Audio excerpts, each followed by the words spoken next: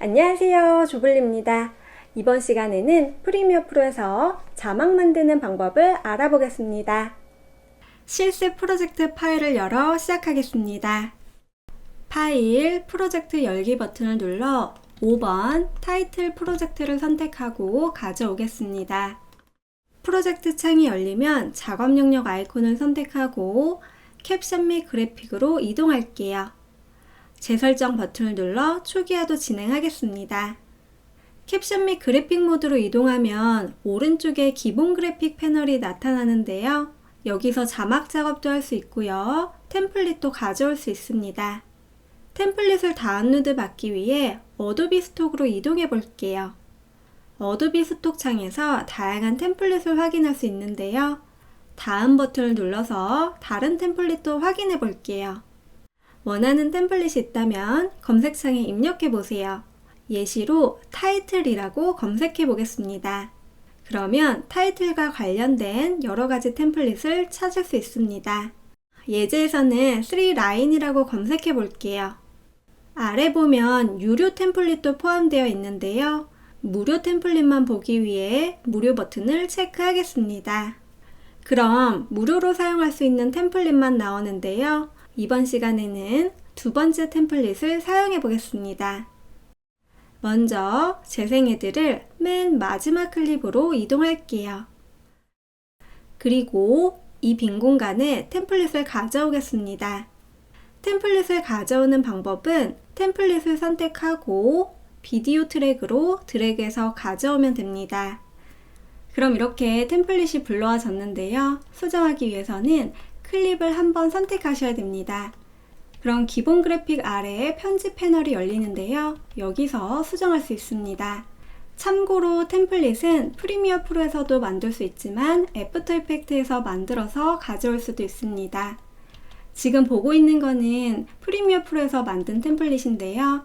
텍스트를 수정해 보겠습니다. 맨 처음에 있는 텍스트를 선택하고 더블 클릭하면 텍스트를 수정할 수 있습니다. 여기서는 프리미어 프로라고 입력해 보겠습니다. 이렇게 텍스트를 수정할 수가 있고요. 선택 모드 눌러서 완료하겠습니다. 오른쪽 옵션에서 수정이 가능한데요. 위치를 바꾸고 싶으면 여기서 바꿀 수 있습니다.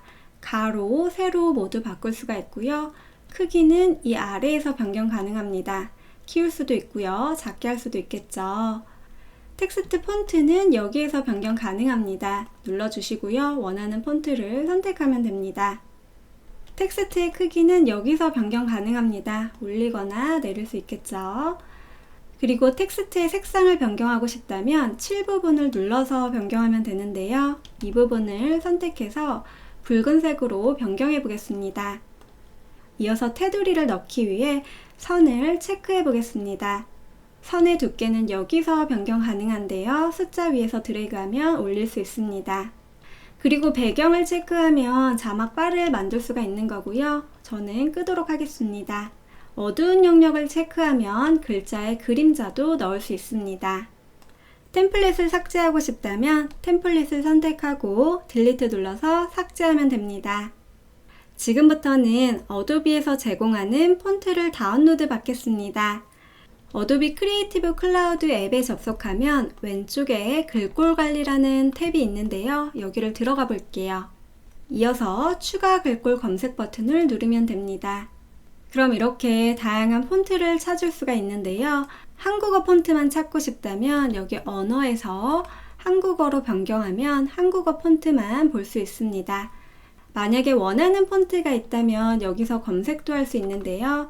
저는 봉고딕이라고 검색해 보겠습니다. 그럼 해당하는 폰트가 나오는데요. 봉고딕 KR인지 확인하고 패밀리 보기를 눌러보겠습니다. 패밀리 폰트 같은 경우는 얇은 거부터 두꺼운 폰트까지 모두 다운로드 할 수가 있는데요. 어도비에서 제공하는 폰트는 활성화 버튼만 눌러주면 자동으로 설치됩니다. 패밀리 폰트를 모두 활성화하고 싶다면 위에서 6개 글꼴 활성화 버튼을 눌러주면 한 번에 활성화할 수도 있습니다. 글꼴을 활성화했다면 다시 프리미어 프로로 돌아가면 됩니다. 지금부터는 이 빈 공간에 자막을 입력해 보겠습니다.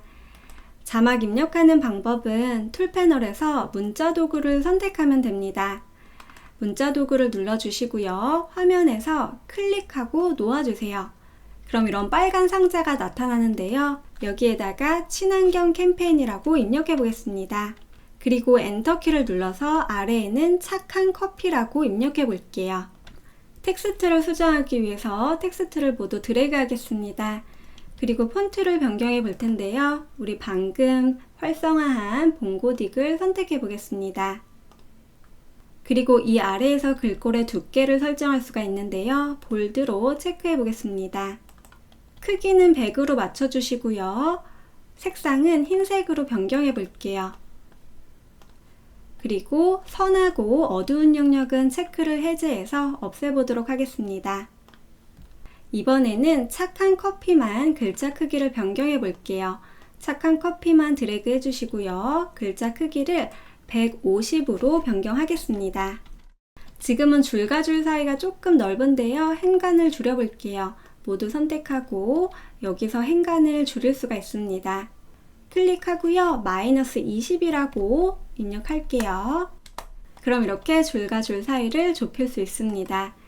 텍스트 수정이 다 끝났다면 선택 도구로 마무리하면 되겠습니다. 이어서 여기 아래에다가도 텍스트를 써볼 텐데요. 이제는 클릭해서 텍스트를 쓰는 게 아니고 타이틀 박스를 만들기 위해서 문자 도구를 선택하고 드래그 해 보겠습니다.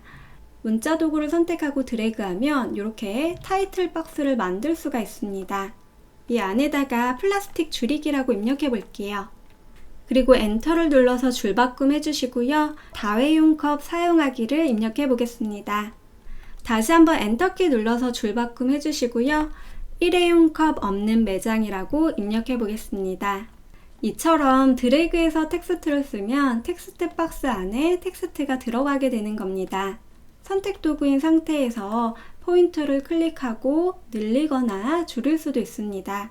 저는 늘려 보겠습니다.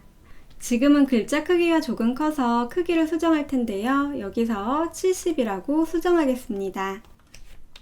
이어서 이 부분은 폰트를 얇게 표시할게요. 이 부분을 눌러서 라이트로 변경하겠습니다. 그리고 행간 부분을 여기서는 0으로 맞출게요. 이 텍스트의 박스를 다시 조금 줄여보도록 하겠습니다.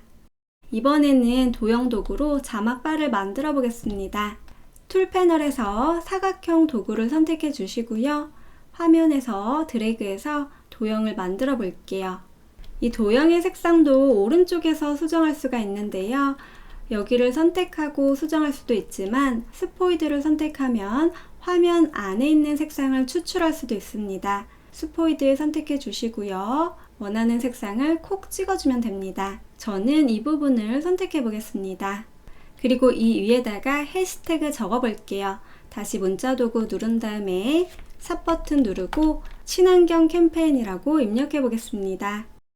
그리고 옆에다가 착한 커피라고도 입력해 보겠습니다. 해시태그 글자가 너무 커서 수정해 볼 텐데요. 이런 식으로 모두 선택하고 수정할 수도 있지만 선택 도구를 누르면 이 텍스트가 모두 선택됩니다. 이 상태에서도 수정할 수 있습니다. 저는 크기를 45포인트로 변경하겠습니다. 지금부터는 가지런하게 텍스트를 정렬해 보겠습니다. 먼저 이 해시태그랑 도형을 하나의 그룹으로 묶어줄 텐데요. 그룹을 만들기 위해서는 이 폴더 버튼을 누르면 됩니다. 폴더의 이름을 바꾸고 싶다면 마우스 오른쪽 눌러서 이름 바꾸기를 해주세요. 이름에다가는 해시태그라고 적겠습니다. 그럼 이렇게 이름이 변경됩니다. 이 텍스트와 모양 1번이 폴더 안으로 들어가면 되니까요. 하나씩 선택하고 집어넣겠습니다. 근데 지금은 모양 1이 이 텍스트보다 위에 있기 때문에 화면을 보면 이렇게 가려지는 걸 볼 수가 있어요. 이럴 때는 모양 1번을 텍스트 아래로 내려주셔야 원래대로 보입니다. 이번에는 메인 텍스트들을 정렬해 볼 텐데요. 텍스트 먼저 선택하고 컨트롤 키 누른 채 아래 텍스트도 모두 선택해 보겠습니다. 이처럼 2개 이상 선택하면 정렬할 수 있는 옵션이 떠요. 여기서는 왼쪽 정렬을 할 거기 때문에 이 버튼을 눌러 보겠습니다. 그럼 이렇게 왼쪽 기준으로 정렬됩니다. 지금은 두 개가 선택되어 있죠? 이 상태에서 텍스트를 이동해 보겠습니다. 이번에는 해시태그 부분을 이동해 볼 텐데요. 폴더로 묶여 있기 때문에 이 해시태그 폴더를 선택하고 화면에서 움직이면 한 번에 움직일 수 있습니다. 그래서 이런 식으로 맞춰주면 되겠죠. 이렇게 자막을 모두 입력했다면 자막의 길이를 지정해주면 됩니다. 지금은 여기서부터 여기까지만 나오니까요. 이 클립 전체의 자막을 표시하고 싶다면 자막 클립의 가장자리를 드래그해서 클립의 길이만큼 맞춰주면 되겠습니다. 다음 시간에는 키프레임으로 움직이는 자막을 만들어 보겠습니다. 이상으로 자막 만들기 강좌를 마치겠습니다. 지금까지 조블리였습니다. 시청해주셔서 감사합니다.